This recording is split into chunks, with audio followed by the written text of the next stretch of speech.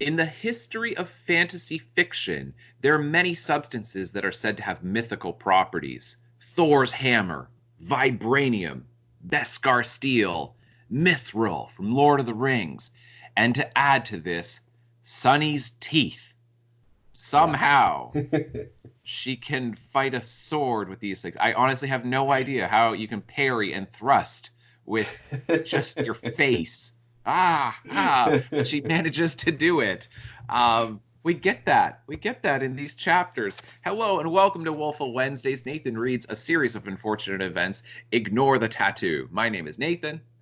And I'm Tyler. And Nathan, before we really get started, Sure. I wanted to talk to you about the payment that we had agreed upon for Yeah. all the work that I do on the podcast. I mean, it's a little I, gauche of you to bring it up on camera, but I, okay. I know, I'm sorry, but I was looking into it, and it seems that you're not legally allowed to pay me only in coupons. Mm, no, you misread that. It Hmm. you look it up again. It's you'll Okay. see it says it's illegal for me to only pay you in coupons. Sure. But I don't just pay you in coupons. I also pay you in gum. So if I only paid you in coupons, then that would be illegal. Okay. But if I pay you in coupons and gum for your lunch break, then that's perfectly legal. Hmm. All right, I will have to look into that again, but I guess we'll have to talk about this Just again later just then. don't bother. Just don't even worry about it. Just trust me. I'm right. That's the sign of a good employer. Yes, especially when they are family. Exactly. Exactly. Because you got to trust family with this. Now, and I just wanted to briefly mention this. So, if you're new to this series, what we're doing is we're reading through a series of unfortunate events. I've not read the books before, so this is my first time. You read them when you were a pre adolescent. And we've broken up each book into three different parts. So the what we're focusing on today is book the fourth, The Miserable Mill, and we are looking at chapters 9 to 13. Yes, and we do have a sponsor for today's episode. That's my understanding. What do Yeah, we have? yes. So, our sponsor for today, I'm very thankful to have them. It is Namesake's Notable Nameplates. We guarantee no one will question your identity. And then they have a little asterisk here, guarantee not valid if you're using a phony name. Oh, okay. I don't know about the disclaimer, but okay. Yeah, so basically, I don't even need to have a driver's license or any other form of identification. I can just tell the police, hey, go back to my office, look on my desk, you'll see my nameplate, and that's how you can verify my identity.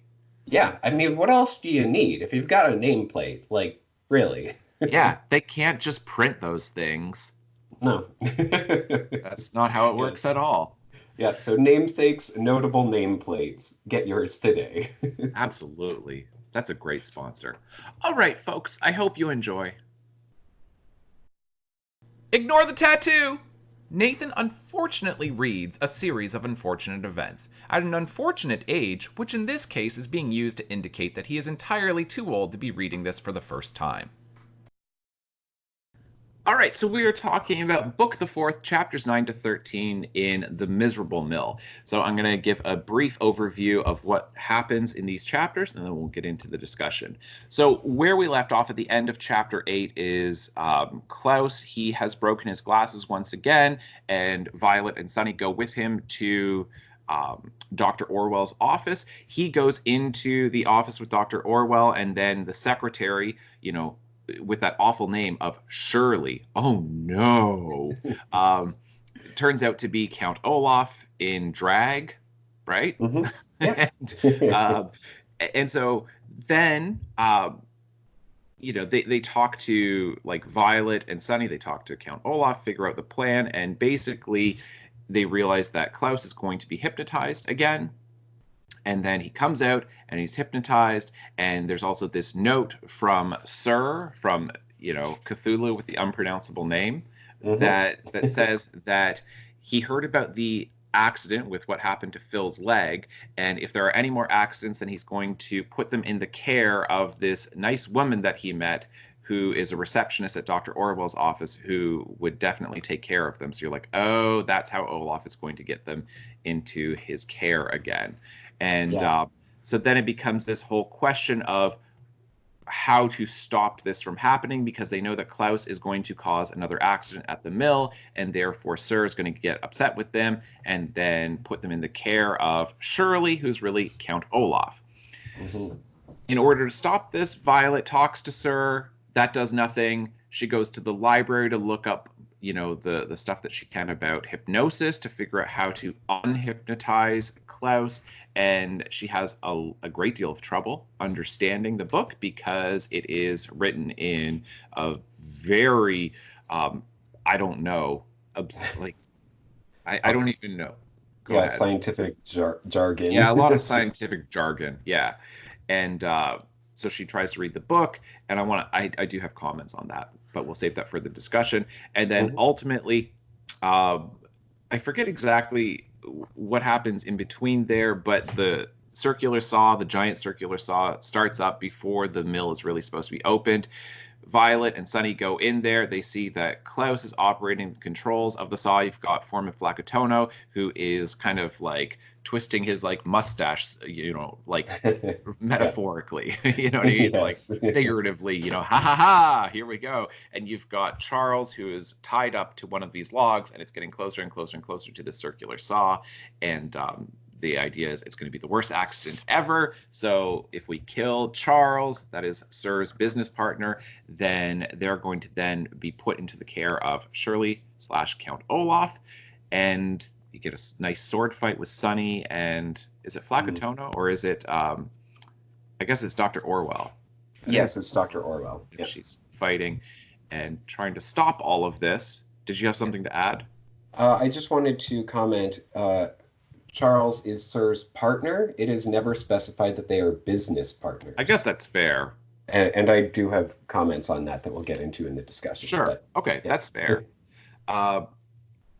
And then from there, ultimately, Violet, racks her brain to figure out what the word would be to hypnotize him, to activate any command while Klaus is under hypnosis, and then racks her brain to figure out what could be the word to unhypnotize him, and ultimately figures this out.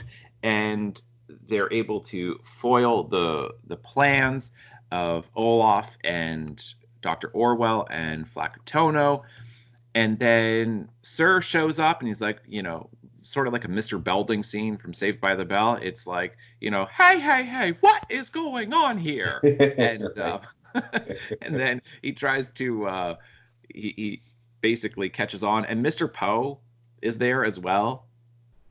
Yeah. So Sir comes into the lumber mill and in so doing startles Dr. Orwell into falling into the path of the circular saw. Yes. Yeah. Good point. And it is presumably the next day when Mr. Poe arrives and they have this whole discussion. Right. What to do with the children. Exactly. And and then so they figure out what are they going to do with them, and basically they decide to ship them off anyway, which is... Yes. And Count Olaf is revealed, and also Foreman Flacutono is revealed to be his associate, the bald man with the long nose. Right. Yeah. And that's basically what we have in these chapters. Mm-hmm. I keep getting distracted by my cat who wants in, so that's why I'm having trouble focusing. Gotcha. I'm going to have to let him in. All right. So let's start going through these chapters. So... do you want to start with chapter 9? Sure. Yeah, I've only got, I think I've only got one comment from chapter 9, which is just on page 117.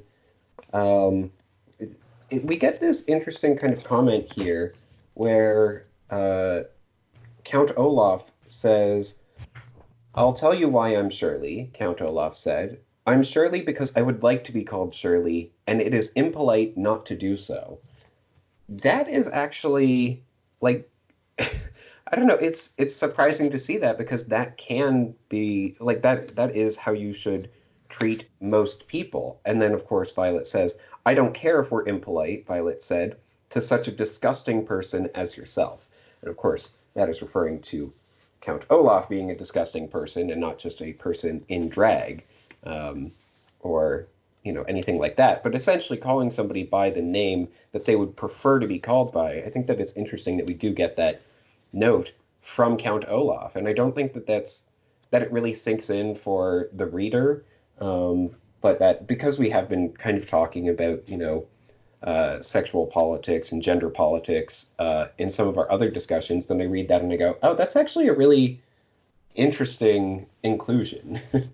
It's so interesting. And the thing is, and like I've got that section marked as well, because and these books, it's surprising because I feel like the reasons why Handler presents them as being controversial are not the reasons that I think they should be controversial, because Hmm. this is exactly the debate that is going on within the trans community, and Hmm. specifically when it comes to gender identity, and that a person can, critics would say that a person then gets to arbitrarily determine their gender, their pronouns, whether it's, somebody is transgendered or whether it's non-binary and they don't want to be identified as he or she, but like they or zer or it or they, right? That Hmm. saying that's how I conceive of myself. That is the identity that I truly believe is my identity.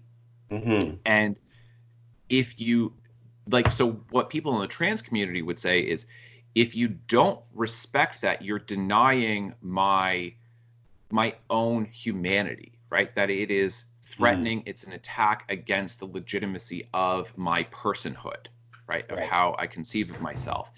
But then opponents will then say, you can't arbitrarily force me to use pronouns that I don't want to use, or to go along with your delusion of how you identify, because you're then trying to alter my reality. That if you're living in the reality where you are not a man or a woman, or you believe that your gender identity is different from your sexual identity, Hmm. then that's fine that you can do that individually, but but they would say it's a form of gaslighting to make me, to try to convince my own mind that what I know to be true isn't really true, Hmm. that I now call you a boy when I see you as a girl. So to force me to compel me to use language that I don't want to use is an attack against free speech. And this has been this massive debate. And it Yeah. obviously, if people are not familiar with this, it really rose to prominence with Jordan Peterson from the University of Toronto, who initially kind of started in on this with, I forget what the bill is, Bill 162, I want to say. It's been a while. I wrote a graduate paper on this, and so I used to know the details really well. But I'm looking at this and I'm going, to me, it's not just a throwaway line in here Yeah. of, this is exactly the logic that you have within this community. And Yes. then Violet and Klaus, because it's not just that Count Olaf is in disguise as a man or as an older person. It's Hmm. he's in disguise as a woman, and then saying, Hmm. if I'm telling you that I'm a woman, if I'm telling you that my name is Shirley, then you must comply with that. And they're Hmm. saying, no, we don't. And even the way Violet describes him, I don't care if we're impolite, Violet said, to such a disgusting person as yourself. And I'm going, who isn't that what some people say to people who, don't identify with, like, who are not cisgendered? Ooh, that's Yes. disgusting. I'm not going to go along with this. I don't care if it's impolite. I don't care if you think I'm being rude. I think what you're doing is gross. Hmm. Right? So I'm Yeah. going, Yeah. No, whoa, absolutely. I don't even know what to do with this. Like, I just look at this and I'm like, damn, handler, you are stepping into something that is like so insanely like explosive. Yeah. Yeah. So this is again a broader discussion that we've kind of brought up with some of our previous discussions on this series, and I did do a little bit of research into any kind of controversy or discussion of these issues regarding these books, and so Daniel Handler has said when asked about um, uh, the inclusion of LGBTQ plus community members within the series, then he says that there are probably more than you think, and that just because it's not talked about in the books doesn't mean that that's not the case. Um, and yeah, the way that he said it, then he also did specifically mention from what I read, specifically Sir and Charles, who are referred to as partners, never as business partners within this book.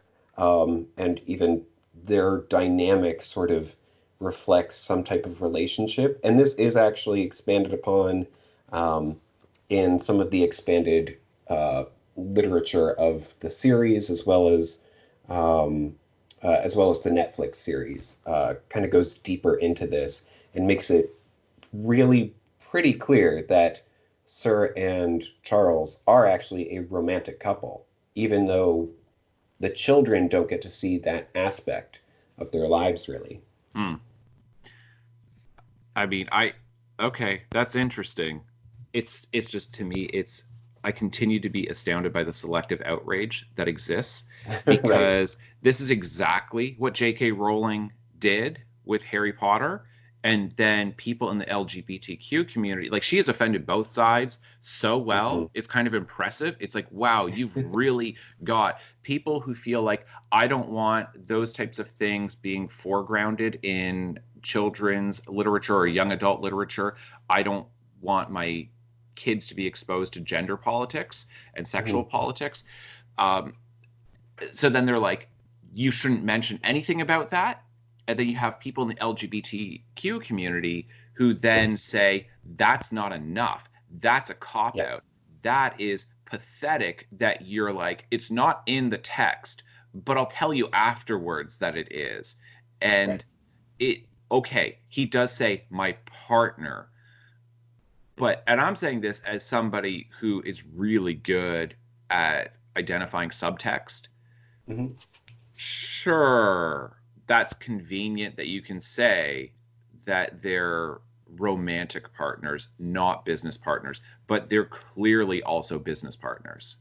Right. Yes. And Yeah, no, that is true. In the Netflix series, then it says that the two distinctions are not mutually exclusive, that you can be both business partners and romantic partners. you Um, can, but this is like a ridiculous relationship because it's like, okay, my point is this is a cartoonish depiction of a romantic relationship, of a same-sex romantic relationship. This is literally what the Simpsons have been doing with Monty Burns and Smithers for 30 something years.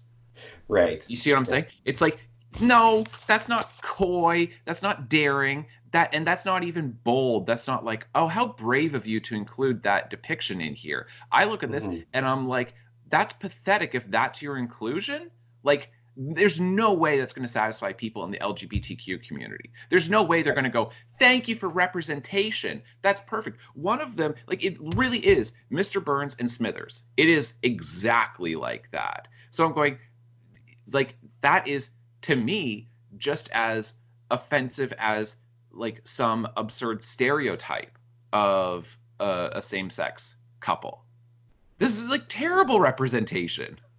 Right. Yeah, I mean, I will give this series one edge over The Simpsons, which is that it does appear to be mutual, that it's not just one pining after the other, that Sir describes them as partners and Charles also describes them as partners. Yeah, but And I don't mean that like, okay, in the Simpsons then yes, like it goes only one way, but I'm saying look at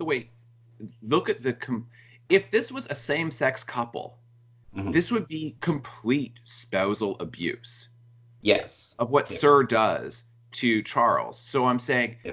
that's not, if that is your defense to say, no, no, look at how woke I am. Look at how I do have representation for people from historically marginalized communities. And then you go, this is terrible representation. This is cartoonish. Like, this is an abusive relationship, and it's subtle. And so I'm not saying that he didn't intend to have this in there. I'm not saying that he doesn't have some representation. I'm saying that it's an awful depiction of the gay community, if that's the only example that we have. Does he have others? Not not as far as I know, in terms of the books.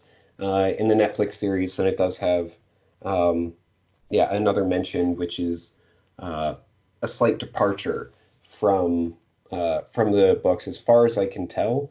But we do get later on references to Charles having left Sir. So he does at least get out of this abusive relationship. And yeah, so I think that the interesting thing about Handler's comments is that he says that basically it's because these books are being presented, although they are being written by Lemony Snicket, they're being presented from the children's point of view, and so the children may not be picking up on things that that are actually there.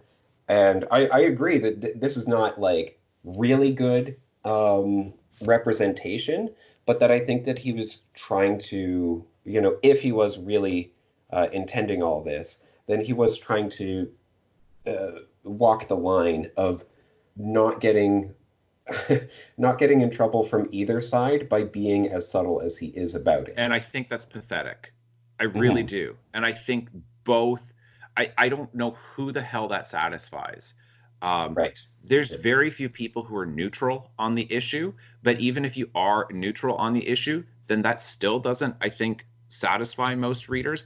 I'm saying that I know the arguments well. I know that people in the LGBTQ community who advocate for more representation, specifically in literature, specifically in middle grade and young adult literature, because I'm pretty involved with publishing, I know that they would hate that they would say, not good enough, because that is exactly what they did to J.K. Rowling.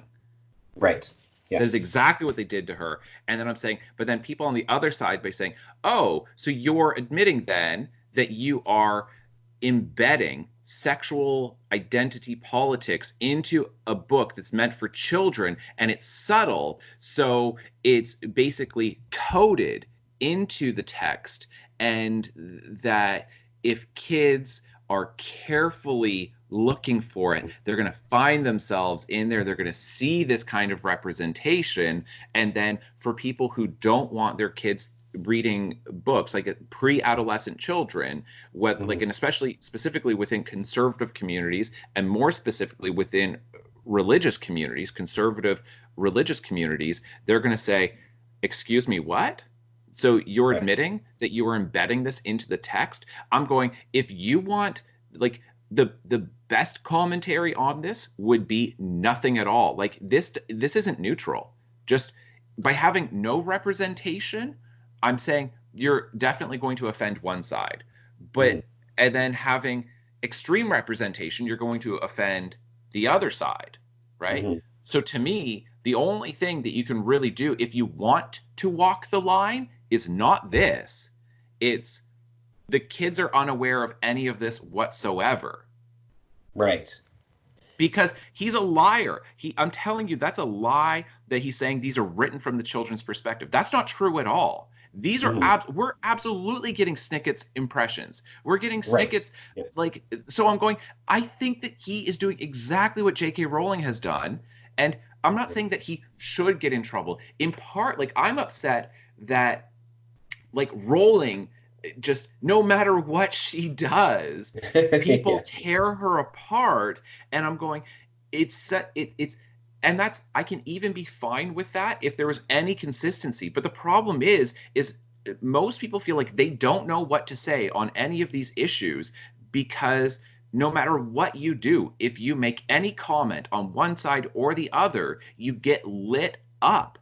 And I'm saying it's staggering to me that he gets to make the exact same mistakes as J.K. Rowling, like what are perceived as mistakes, and he's not dealing with the consequences the way she's dealt with it. And why the hell is that? Is that just because Harry Potter is so much more popular than these books, but these are really popular books?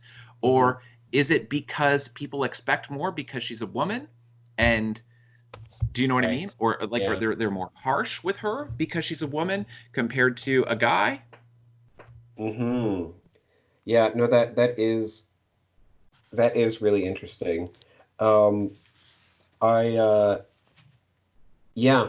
Um, again, like Handler said that like there are um yeah, that there are members of the LGBTQ community within the series aspect, and they are not always visible, just as they are in the real, which I think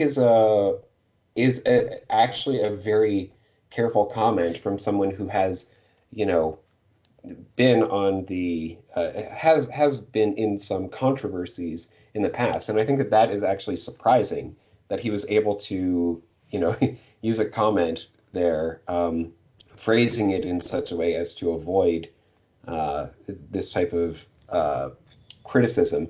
But I do agree that it is the same as J.K. Rowling, where there's yeah, it's so selective, and that for some reason these books are not being attacked the same way. It's a stupid question. That's my point.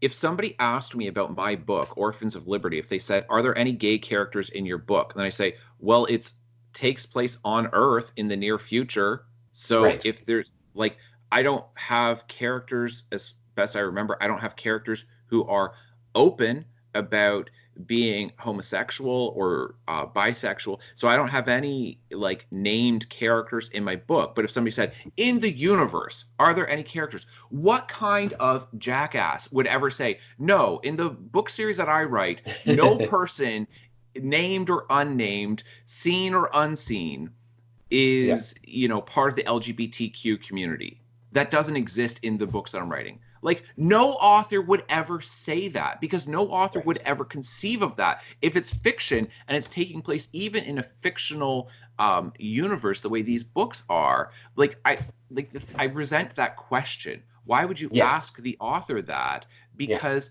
what kind of answer do you expect to get in the first place? Like, no matter what he says, it's going to be stupid. You Yeah. can't give anything except for a stupid answer. Like, I mean, Right. that would be like, that's essentially my answer. It's like, yeah, there are definitely like gay and bisexual people and transgender people and all of that in the universe that my book occupies because it's taking place on Earth, but it's not a book about those issues. And even though you don't necessarily, you can still have people where it's like, you could have characters who are gay or bisexual, and that's not the point of the book, but they just happen to be. And it's like, I just haven't put that in there. But my books are very plot focused and not so much like characters' personal lives. Do you know what I mean? It's like got a Yes. dude Yeah. on the run with like bam coming after him. It's not so much like you don't get anything with his romantic life either.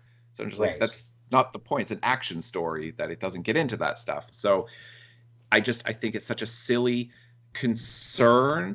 And at the same time, the stuff that he puts in here is shocking the way he just seems to so clumsily and foolishly step into these issues. I'm saying he's Right. opening himself up to attack, and then his Yes. response is leaves much to be desired, no matter Yeah. what you think authors should or shouldn't be doing. It's such a milk toast, lukewarm attempt. You know what I mean? It's Yeah. such a lame attempt to appease everyone, Mhm. and I don't know what to do with it. It's uh, Yeah. I just wanted to quickly hop over into chapter 10 for one last comment on this subject. Page 137, top of the page. Um, this is when he's talking about Charles and Sir are talking about how the children should be treated. And Sir says, they are being treated like members of the family, Sir said. Many of my cousins live there in the dormitory. I refuse to argue with you, Charles. You're my partner. Your job is to iron my shirts and cook my omelets, not boss me around. And it is a very problematic relationship that they have. Yeah. You don't get to boss me around, but I get to boss you around. Yeah, yeah. You're my partner. Your job is to iron my shirts and cook my omelets, not boss me around. So let me Mhm, boss you around and tell you exactly what you need to be doing. That's what I'm saying is I'm looking at this and I'm saying, if you're going to introduce this, mhm, then have the guts to see it through. If you don't have the guts to tackle this head on, then don't tackle it. mm. That's my point. It's that if you don't have the guts to, because Charles doesn't stand up to Sir in this, Right. Yeah. and he just goes with it. He is this cowed person in the relationship Mhm, who goes, and it is absolutely an abusive relationship. And if that's the only depiction that we have, and it's like, oh, no, no, no, no, no, look, see, I care about the LGBTQ community and I have representation in here. And it's like, this is a pathetic representation. Um, mm. and if you're going to bring up, why would you introduce that stuff? If you're, it's introducing a gun and never mentioning it again, right? Right. Yeah. Why, like in a film, why would the camera linger on something if it doesn't have significance? It, Mhm, that's why it feels pathetic to me. Of it's so feckless. Of, if you are going to approach this, don't tiptoe towards it, then go and then backtrack so far. Because I guess, like, and it's probably unclear because I'm trying to be coy about this as far as like what I think of this, but my attitude is, if you want to have that in the book, I'm fine with it. If you don't want to have it in the book, I'm fine with that too. I'm fine with authors making whatever choices they want to make. mhm, But I don't have patience for wimpy writers. Be Right. bold. Actually say something. If you're going to go to the great work of having something published, agonizing over it, the entire process, and as somebody who has gone through this process, I can tell you, if you don't have courage in what you're writing, then shut up. I don't Right. want wimpy writing. I hate wimpy writing. I hate this pathetic attempt to appease certain groups, but don't be too controversial. And especially for books that are supposed to be controversial, that are all, Right. in your face about this, then I'm like, go for it. Go on and step into it. And it's like, yeah, well, you never make the bed right. You know what I mean? Like, really Right. step into this and have it turn into an actual marital spat. Like, hmm but Yeah, I oh, feel like some of it was likely the publisher or the editors or could something be. who could have toned him back from it. Because again, the Netflix series, which he did write, is more overt about their relationship, um, and yeah, and some other details. So it is interesting because I had talked before about the Netflix series being kind of his second chance. And so it's interesting to see him expand on it that way. But I agree that if you are going to make a statement like that, be clear about it. But I also feel like the publishing industry would definitely be like, nah, you're not going to include it that directly. You have to make it more subtle. It's hard to say. It's hard to say because the publishing industry is notoriously very, very left wing, very Right. progressive. Yeah. Um, so, and I mean, increasingly so. And maybe at the time, because this is what, published in 2000 or something, hmm 2001. I mean, I don't know as well as what it was like back then, because this was right around the time, not that long after Ellen DeGeneres had her show canceled on television when she came mm out as being gay. And there, you know what I mean? Like, there was Yeah. still issues with that where celebrities would come out as being gay, and then the public would kind of turn, because we've seen such an insane cultural shift on these issues in the Yeah. last 20 years, that it could be that you're right, that maybe Handler really did want to do more than this, but hmm it just seems like such cowardice to Right. Yeah. bring up a point, but you don't have the guts to just say what you want to say. That's the thing that I think just offends me so much, because it's going, you obviously want to say something. You're obviously trying to make some kind of commentary here. So if you're going to make Right. the comment, then you're going to offend somebody. And if you're willing to offend a large group of people, that's fine in order to make a certain point, to advocate for a certain position on this, then go for it, but actually say it. Right. And yeah. Yeah. Okay. All right. So that Let's was move my on. only comment for chapter 9. Okay. I've only got one other thing for chapter 9, and this is on page 116, where Klaus has gone off with Dr. Orwell, and then it really focuses in this paragraph um, on that page starting in the middle of 116. It really focuses in on the girls. And so it says, and so it was as Violet and Sonny Baudelaire stared at Count Olaf, or as the nameplate on his desk said, surely Violet and Sonny had a very healthy amount of self-esteem. Violet knew she could do things correctly because she had invented many devices that worked perfectly. Sonny knew she wasn't boring because her siblings always took an interest in what she had to say. And both Baudelaire sisters knew that they weren't ugly because they could see their pleasant facial features reflected back at them in the middle of Count Olaf's shiny, shiny eyes. So Klaus is like a non-factor in this book. I don't know if you've noticed that. And this is the book where I really started noticing, I think these are targeted towards girls. And noticing that in the same book where I'm starting to see that Snicket is speaking directly to female readers, not necessarily to male readers, that you then have this instance where Klaus literally goes off. He's not himself. He doesn't do anything. Even his thing of being a reader, that's taken away, essentially. He does try to, like, he does invent this device at the end. But I'm saying they seem to be more focused on the sisters than on Klaus. And that's interesting.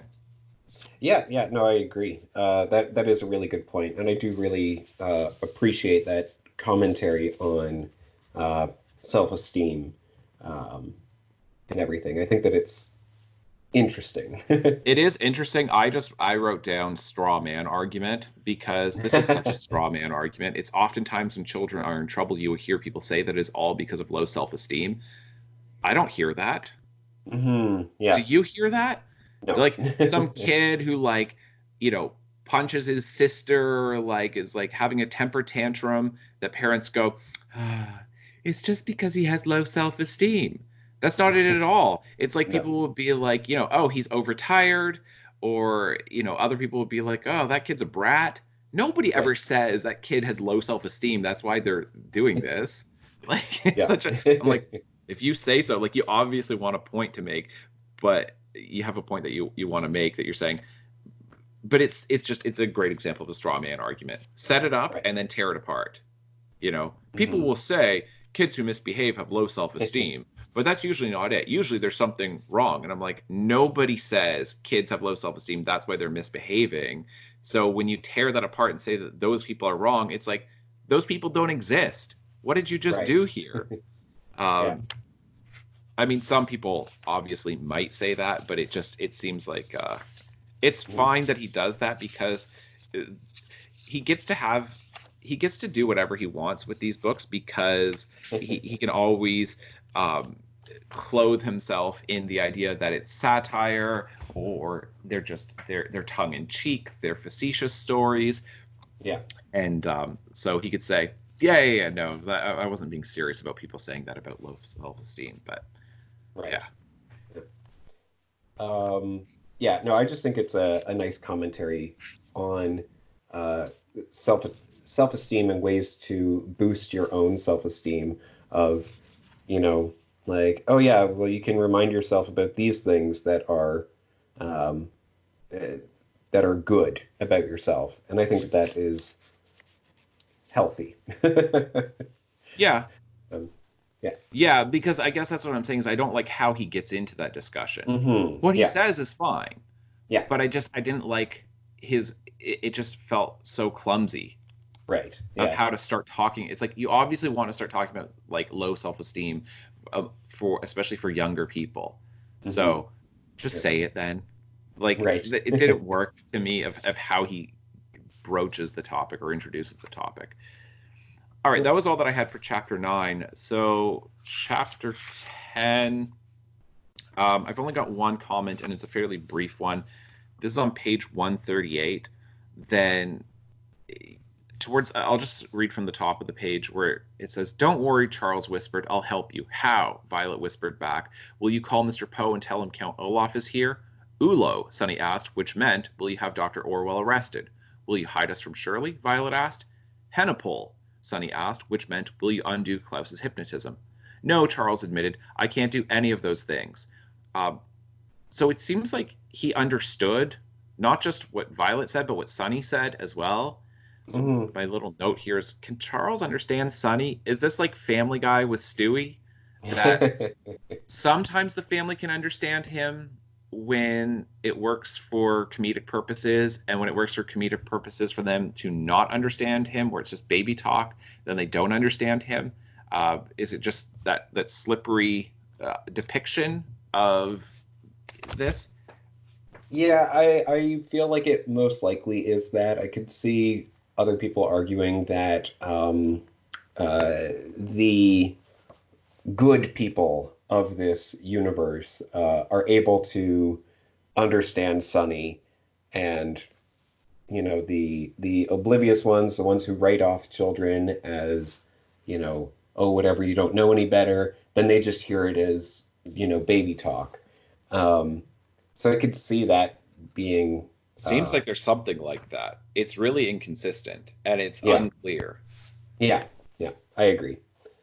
Um, all right, well, I only had one other note for chapter 10, which was on page 130. Okay, let's see. Oh, yes, just this short little note in the first paragraph there. Uh, Violet tried to smile at Phil, but her smiling muscles just stayed put.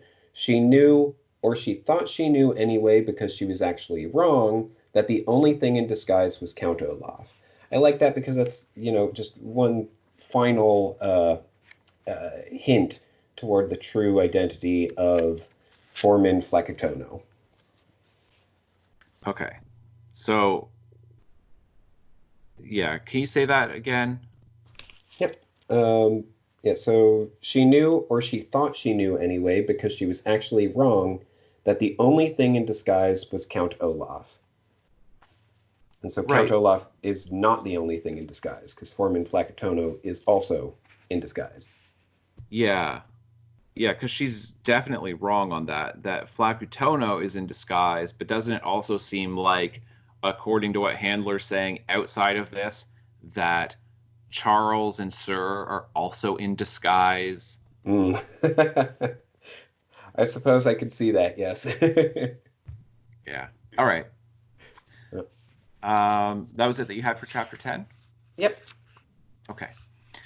So on to chapter 11. So this is an interesting chapter because this is where Violet is attempting to be a researcher, the way Yep. Klaus is a researcher, um, and she feels ill-equipped to be able to do this. But it is such a great discussion over like this, and getting into chapter 12 as well. It's Mhm. this really interesting discussion about the value of advanced literacy, being Right. highly literate, and how valuable that can be, and not just having like a workable level of literacy, but Mhm. why it has a lot of value to be a really, really skilled reader who can not just understand text but can understand subtext.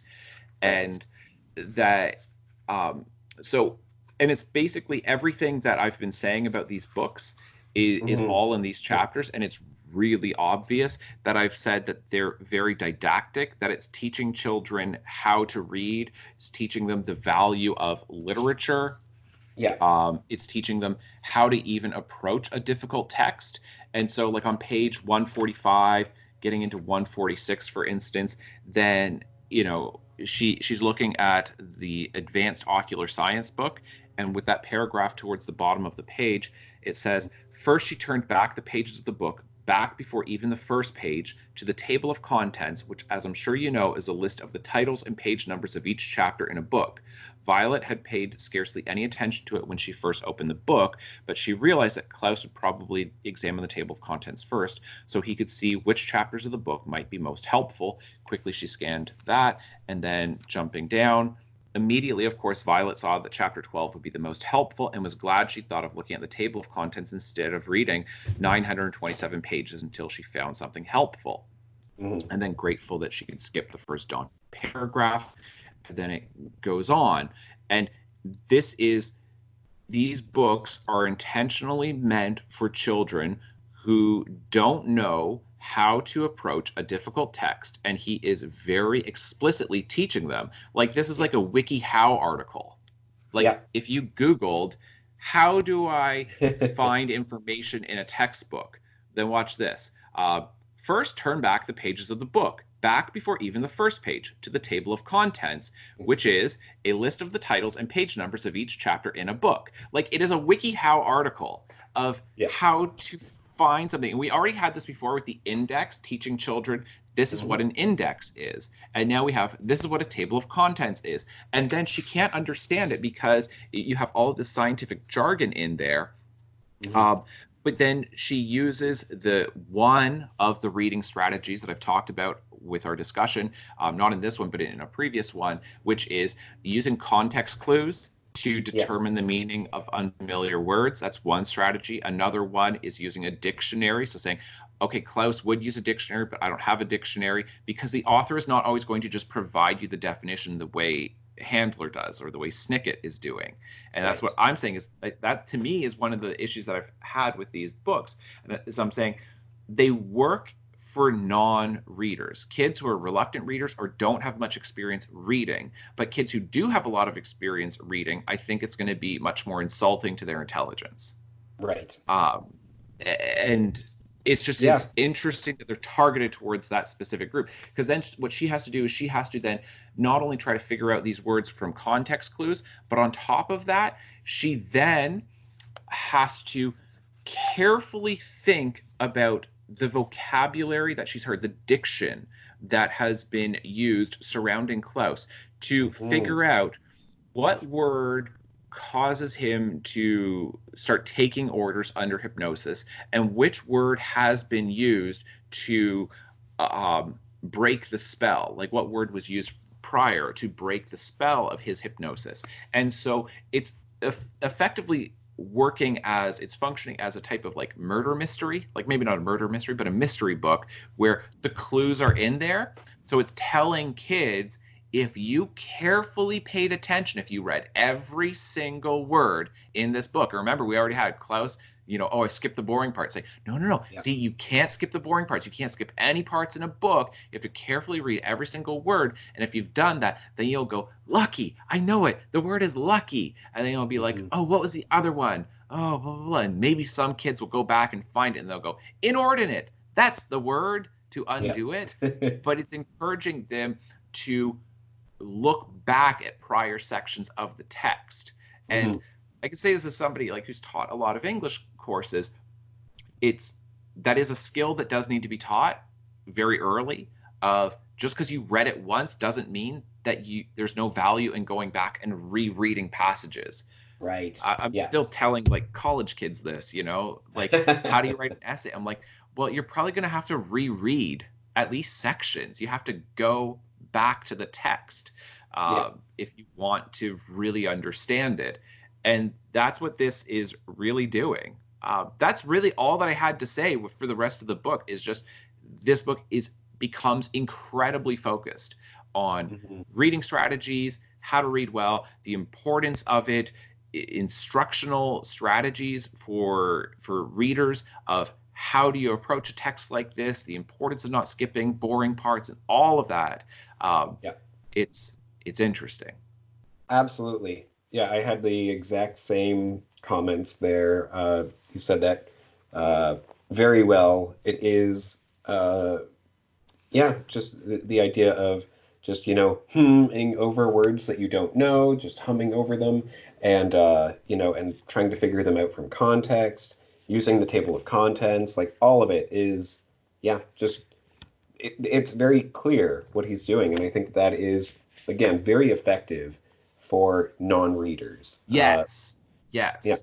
That's the thing. Is it's so interesting to look at these books and to carefully consider them to say who is his audience? Because that's a big question. People will ask that in publishing professionals especially, and who are giving advice to writers, then they'll say you have to know your audience. You have to know your audience. And I Mhm. hate that question because I don't know who my audience is. I genuinely struggle through that. I know who my audience is not, but I don't know who my audience is. Right. And I look at this and I'm like, well, he really knows his audience. He knows who he's aiming at. And he's Yes. aiming at younger readers who don't read very much, who Yeah. don't have a lot of experience reading. Um, and then it also seems like in this book, it's also, and also really focusing in on girls, Yeah. them being the primary readership of this. And it's just interesting to see that so overt of knowing who he's attempting to write for. That doesn't mean Yeah. that those are the only people who can and should read these books or who would enjoy it, but it's just he's got a group that he's aiming at. And to be fair, he's doing a good job of aiming at that group. Yeah. Yeah. All right. I only had one other comment for chapter 11, which was on page 144.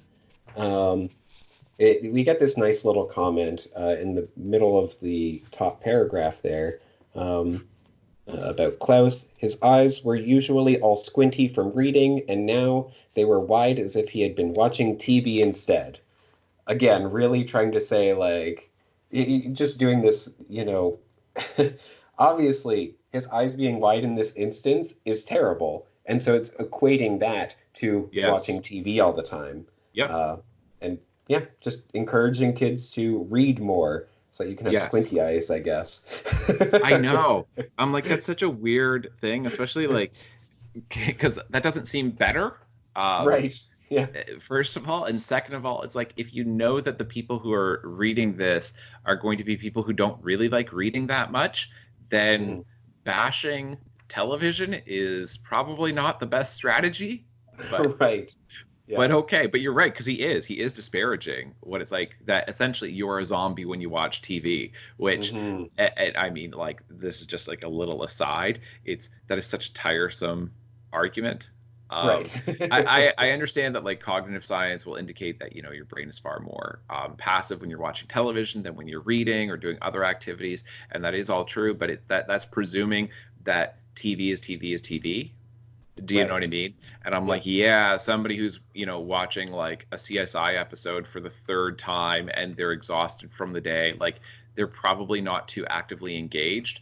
But if you're watching, let's say, like a political debate on television, and Yeah. especially like if you're really invested in it, you're not passive. Like you're like, ah, or if you're watching sports, you're really heavily involved in what's happening. I don't think it's the same thing, no matter what it is that you're watching. Agreed. Yeah, absolutely. But yeah, so those are my only comments for chapter 11. Okay. I have no more comments for the rest of the book. So anything Oh, else? Yeah, that was it. all right. Chapter 12 is, I feel like it is the entire book almost. Do you know what I mean? Like, there's Yep. so much that happens all in this one section that in previous books we would have seen split across 3 or 4 chapters. Yes, Um, absolutely. Um, the and the yeah. If you look at the bad beginning, it's like, yeah. wait, is it really just going to be the play for the last like 3 or 4 chapters? And yeah, and it's like the second book, the reptile room. It's like, is it Mhm. really just going to be this? And it's like, yeah, but this is all condensed into one chapter. You're right. Yeah. Yeah, so I do have a few notes in addition. Just on page 163, we get this comment from Violet. She says, "Please, Dr. Orwell," Violet cried, "don't force my brother to do this terrible thing." It's interesting because it almost seems like she's more concerned with the grief that Klaus will inevitably feel over doing this rather than the act itself.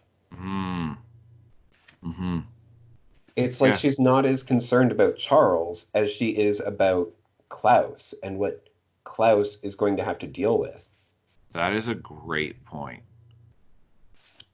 Yeah, Yeah, I think that that's just really fascinating because I feel like that is a trapping that I think a lot of people get into, like people in general, is, we think, and not so much a trapping, but just something that we have built into us where we're concerned more with our family than we are with people outside of our family, even nice people, yeah, people who are nice to us, such as Charles.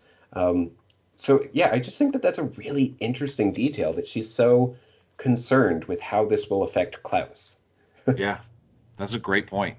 Yeah. Um, all right, then on page 171, we have the very last paragraph there. Huckata, huckata, huckata. The machine began making the loudest and roughest sound Klaus had ever heard. Charles closed his eyes, and Klaus knew they must have. Uh, I don't know about you, but I like practically shudder when I read that because I'm just thinking about like this saw, kind of burying itself inside It his foot. it could have been I feel like this was set up to generate that reaction in readers, Mhm. but I feel like he copped out at the last second. Mhm. You don't get that with Phil's leg. Phil's Right. leg, it's oh, it was unimaginable, and then it then tells you exactly what it was, right? Right. This Yeah. one is really um, like tame Mhm. language. Um, and this is like because like I do read a lot of horror, and Mhm. if you rewrote this specifically for a horror novel, then Yeah. it would have been very, very different. And so the setup is all there because you know that it's getting closer and closer and closer. You know it's been going through like the soles of his boots and all of this stuff. But this is where I'm saying that it's a cop out because if we look at this part, then it says the machine began making the loudest and roughest sound Klaus had ever heard. Charles closed his eyes, and Klaus knew that the blade must have hit the bottom of his foot. Okay, he knew that the blade must have hit the bottom of his foot. Mhm. It's not saying it's passive language. It literally is passive. Right. It's not Yeah. the blade hit the bottom of his foot or the blade began tearing bits of flesh from the bottom of his foot. Charles screamed in agony. The veins popped out on his forehead. Instead, Charles closed his eyes. Oh dear, this is happening to me now. There it goes. He doesn't make a sound. He gently closes his eyes, and it must have hit. Hit. What a lame word. Like, that's your verb? We don't Right. get a verb, we don't get an adjective, we don't get an adverb, we don't get any of that. It must have hit the bottom of his foot. There's no screaming, there's no agony, that it's like it was all set up and set up and set up, and then it's like, oh, this is going to be so tame. This is going to Mm. be like, I don't even know. I guess that's PG if this was in Right. film. There's not even any description of blood. So I'm Right. saying, Which is like, interesting because we get the description of blood earlier when Sunny bites her own lip. yeah, yeah, there's that exactly. And Phil's leg, that description Mhm. is it's not horrific. It's not horror style, but it's a lot more than that. So I'm Yes. with you that I was preparing to go, ugh, and I just went, Right. oh, you never went there. Okay, Right. Yeah, that's fair. All right. I have two more notes. sure. Um, so on page 173, um, then we get this reference again to, you know, this boring time of fishing, and there's still being value in it. It's so interesting how how Handler has written this to, really focus on, hey, pay attention even when you think something is boring because you'll never know when it'll be useful. Yeah, And um, a lot of a lot of the insults I get, or I guess that you get when you are a young reader, from other students, from other, peers will be, oh, reading is so boring. Why are Yep. you, always doing that? And so again, it's, well, there is value to it. And to paying attention to these boring things. And maybe some of it is boring, but not all of it. Like Yes. there is still It's a fascinating things in there. absolutely. It is a defense of reading and other activities that are um, that will get you bullied. Like Yes. we'll Yeah. end up will yeah, bullies will attack you for doing, and it's defending them and saying, no, no, here's the value, here's the value, here's the value. And Yeah. again, that seems to be aiming at kids who don't really read that much. Like Yeah. I grew up in a very, like, as far as school, um, I was enrolled in classes that were very high achieving, because I was in French immersion. And like, there's all kinds of research that indicates that that tends to have the strongest academic students. And then you've got typically very involved parents who really value education because it's a challenging program to Right. for Anglophones to be getting most of their instruction in a second language in French. And then there were the regular classes of it's not French immersion. They will ultimately end up in core French, but they don't even get French until I think it was grade 4 or 5. I think it was 4 when they first received French classes, because Ontario has Yeah. changed their curriculum. But at the time when I was in school, I think it wasn't until grade 4 that they even heard French in school. Yeah. And so I'm saying in those classes, for sure, then, and because I've like taught both of them, like French immersion, extended French, and like core French students, or like just it being in a traditional stream, then there's way more bullying as far as reading. But in like all of my peers, all read. Nobody ever made fun of it. Like, do you know what I mean? It was weird Yeah. that I wasn't as into like math and science and like as like my friends, like I was really into sports and I was still like a really big reader. But I'm saying for a lot of kids, then they do get attacked for this.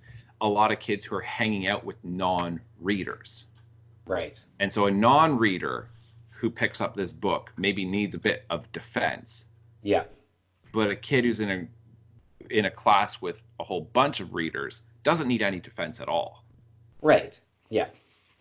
Yeah. All right. So my last comment is on page 176, and this is not just my last comment for chapter 12, but my last comment for the whole book. And it is just the fate of Dr. Orwell. The fact that she steps backward into the path of the whirring blade, and there was a very ghastly accident indeed. I know that we don't get, the full description of what has actually happened there, like what the sites are. Um, but I do think that it is a more grotesque death than what we've seen in the previous books. Yeah, Um, agreed. because in the reptile room, then it's just a snake bite, and then in the wide window, we don't even get to see Josephine's body. Nope. We kind of get like it's I guess the inference can be that she is eaten by the leeches, but this right in front of the children, they see this woman walk into a saw blade. Like that's Yep. horrifying to think about. And I think that that is, paired with the description of what happens to Phil's leg, then it is really upsetting in Yeah. terms of children's fiction. Um, I yeah, so guess. I just think that like this is when we start to get into like I feel like there's real stakes. Like it's less cartoonish, I guess, at this point, now that we're dealing with like people being, you know, hacked apart essentially by the saw blade and I mean, I do agree, but I mean, like at when I when I was the age like middle grade, grades 4 to 6, 4 to 7, right? But specifically grades 4 to 6, when I was reading in school, like a series of unfortunate events had not been published yet, but I was reading Goosebumps like crazy. I was just Right. devouring those books, and I'm going, this isn't scary, like, and it's not scary for middle grade. It's Mm. not gruesome for middle grade. It's not grotesque for middle grade. It's maybe gruesome or grotesque for kids who don't read horror Right. fiction, middle grade horror fiction. And that's where it's so interesting to me of what the target group is. Because that's why, and I mean, I said this at the very beginning. I said, even if these books existed when I was a kid, I still wouldn't like them. As Right. I say, still, I do like them and I appreciate parts of them. But I'm saying it's not. I would not have been drawn to them, and not because I didn't like reading, but it would have been, you're going to say that you're edgy, but you're not. Right.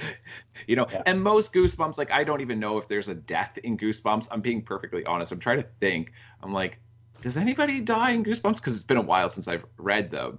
But there are definitely some disturbing things that happen in Hmm. Goosebumps, and the danger feels real in Goosebumps. Right. Whether we get deaths depicted like on the page or not. But you are right. I'm with you though, that it seems to be a bit much, like, for middle grade. Because I'm looking at Yeah. this and I'm saying that would definitely upset some kids.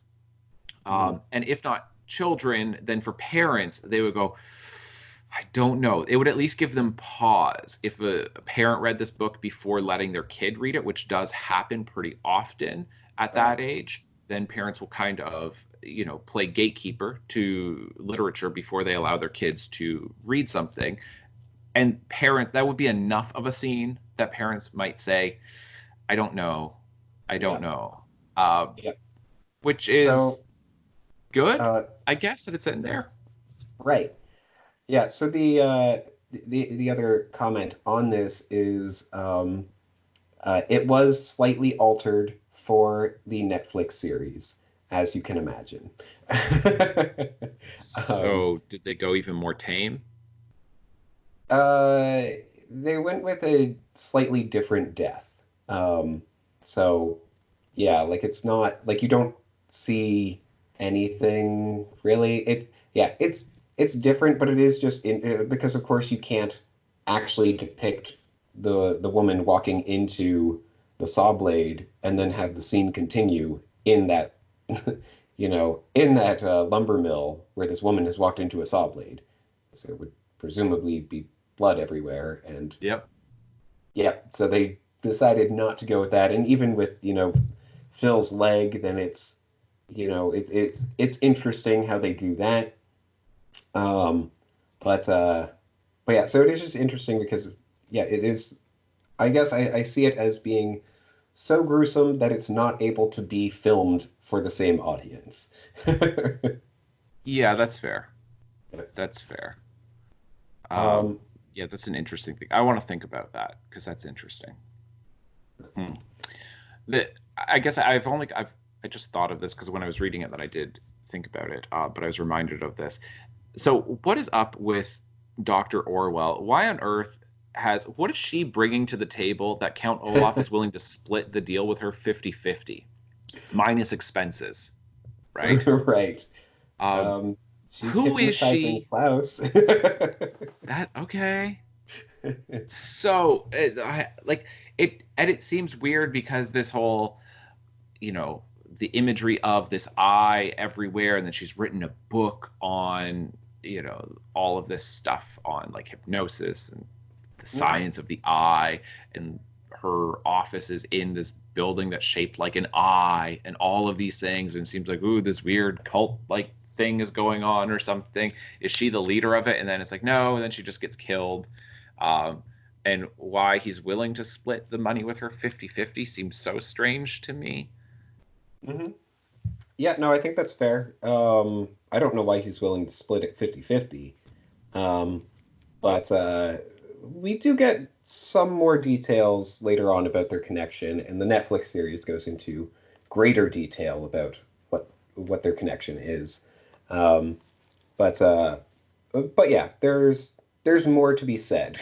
Yeah, that's not surprising that Yeah. there is more to it. It's obvious that he's teasing us with some of these things. But yeah, this whole splitting at 50-50 just seems so strange to me. I'm like, after everything this dude has been through, she's doing like a tiny amount of work, and he has been after them for so long that he's a fool if he's willing to give away 50% of the fortune if he's ultimately going to be able to be successful in getting it. Yeah. But yeah, so I think I'm good with that, and we'll move on to the next one, the Austere Academy, because that's where the Baudelaires are being shipped off to at the end of this, right? Yes, Proofrock Preparatory School, as it is called in the letter to the editor. And also, just one other comment in the letter to the editor, the name of the opera that's listed there, Faute de mieux, am I pronouncing that correctly? Then that is, I looked it up quickly. It's For Want of Another Word, or something like that. And of a better word, but yeah. Right. Yeah. So it's interesting to see that that's the name of the opera. Just, I don't know. I just think that that's a fun little detail. That is a fun little detail. Yeah. If you look into it, then you're like, yeah. oh.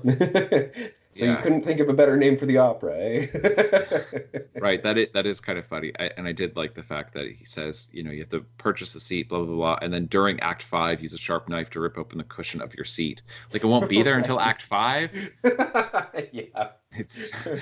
I mean, obviously he's just being silly with this, but it's just one of those funny things of like, oh man, I'm going to have to suffer through this opera until Act 5, and then I can get the manuscript. And, unless somehow he's going to wait until then, he's going to be underneath the seat, and he's going to tuck it in there, and then right? Yeah. I don't know. But yeah, so we'll move on to the Austere Academy. So for anyone who is reading along with us, and hopefully you're not, I know that I'm super agitated with most of this discussion. Like, I don't regret feeling that way, because I do think I've got legitimate criticisms with this. But like, I'm still with it. I'm still going along with the series, and at least it's generating discussion. I'll say that. Yes. And so for anyone who's reading along, make sure that you get the Austere Academy chapters 1 to 4, and we'll get to that next week. All right. Yeah. And I will continue to try to be the optimist. Yeah, exactly. That seems to be your role in this. Yes. All right, folks. Thank you so much for watching, and we'll see you next time. Bye. Bye. Ignore the tattoo! A phrase here which means like, comment, subscribe, and share this podcast across the web. That may seem like a strange definition, but in this context, it is entirely accurate.